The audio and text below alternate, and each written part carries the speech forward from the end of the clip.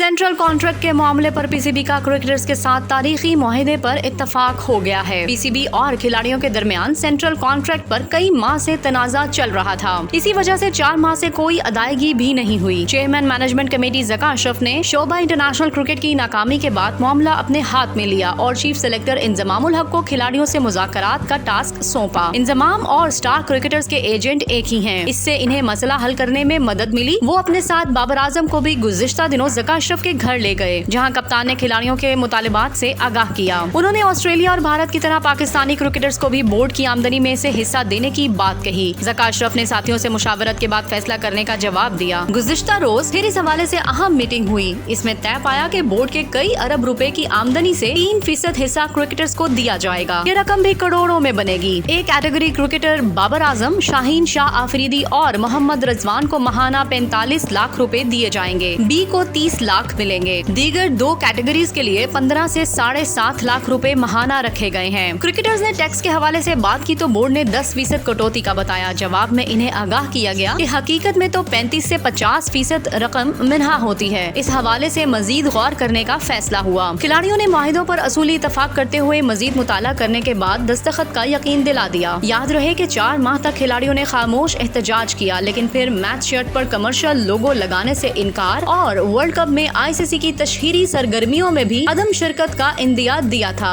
अलबत्ता अब एक बड़ा बहरान हल हो गया है। भारत में वर्ल्ड कप के दौरान खिलाड़ी भी मुकम्मल तवज्जो खेल पर ही दे सकेंगे।